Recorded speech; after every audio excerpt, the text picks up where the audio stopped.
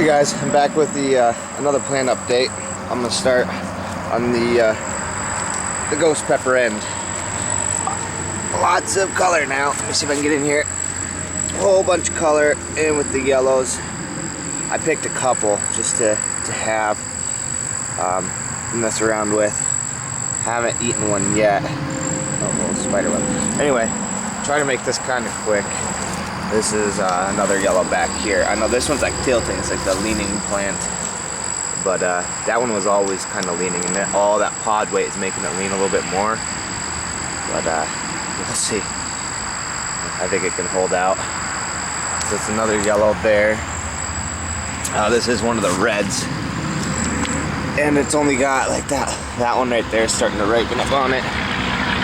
Some of these red boot plants, they're not producing a ton, and like this one, it's got like that suntan looking purplish color to it. All right, this is also a yellow, just has green pods on it. This one, let me get a better angle here. All right, we've got some decent sized pods on that one. Nothing huge or crazy. But there we go. Still got a little bit of dew on them. And some of these boots, like, see, it's it's not a boot shape. It's a round, bumpy shape. I don't know why they did that. The my yellow boot that I'm doing the test on is also shaped like that, and I thought it had a unique shape, so that's why I'm doing a test on it.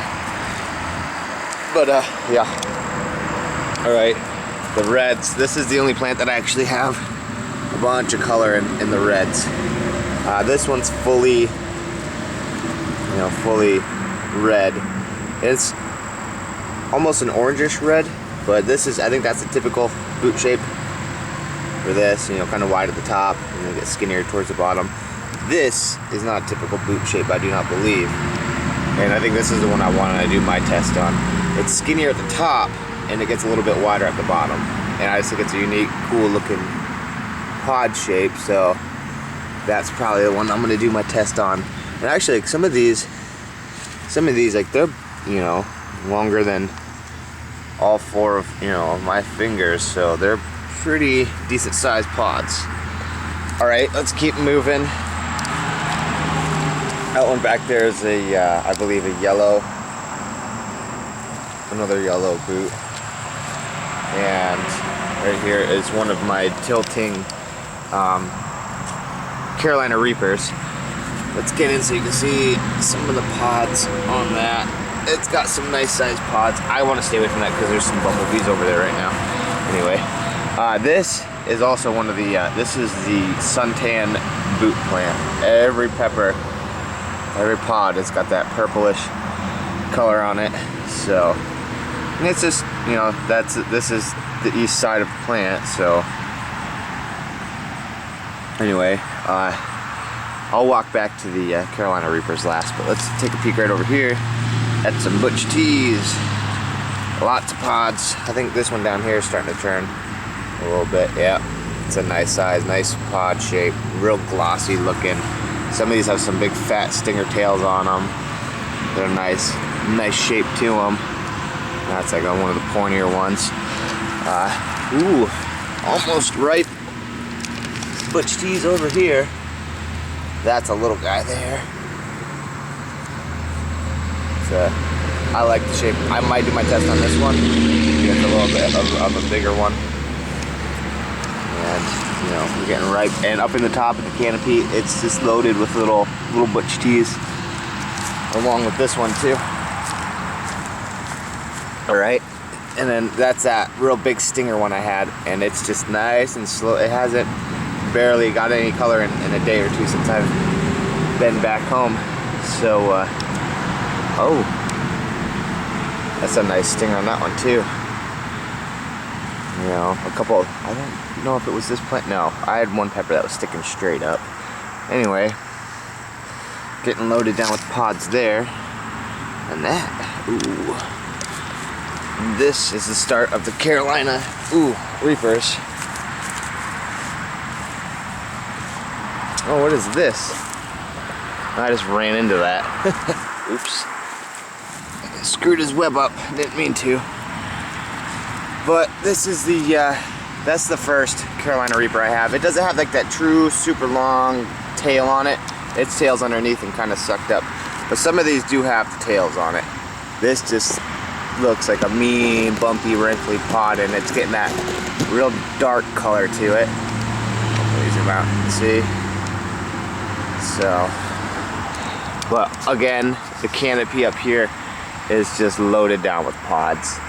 But the shape of these pods, I mean, like some have these super spiky tails, some of them don't, like this one. Well, actually a lot of these do have little super spiky tails on them, but they're just producing like crazy as far as I can tell. We did have a storm, and that's what happens when you're not home and there's a storm. I think it was a storm, I don't know if it was an animal. Basically, the main stalk and one of the shoots, it just snapped right off. So the only thing left of this plant are two of the side shoots, which I was really worried because that's like the heart of the plant basically. And I was worried because, you know, disease and whatnot can get in there. But we'll see how it does. Still got some real beautiful pods on it. You know, all kinds, like even the little baby ones. So we'll get some of that. There's a family of 5 there. So let's sneak over here. Try not to disturb the bees or anything, because they are out this morning. Yeah, just some more Reapers. It kind of looks like a boot, just not the same texture. Or no, I'm sorry, not a boot, bitch tea. I almost finished my first cup of coffee before I came out here. Maybe I should have. And then, yeah, these leaning ones. But there's so, like, this one's not so many in the canopy, but I think by the end of the season, these things are gonna have outproduced everything. So we'll see. And I can't wait because I think that'll be my first Carolina Reaper that I'll be doing my test on. So I'm excited about that. I'll do a backup. Bugs, I haven't had too much of a problem with bugs, but when you have your own security system, let me show you. That's my bug security system. Hornets. They don't seem to bother us too much. It did storm one day out here, and I walked out back, I look up, and it was just black. All up here was like a big cloud of black because the storm must have damaged their nest and they were pissed. But anyway, yeah, they eat all the bugs and take care of some of that for me. Let's walk over to the habaneros.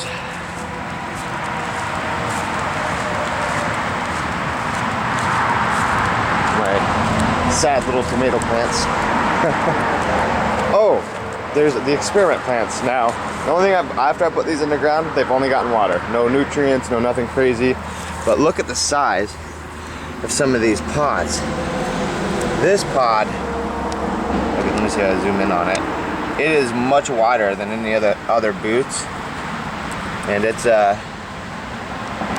pretty long too. It's almost as long as four fingers, but these ones are just a lot fatter, I guess.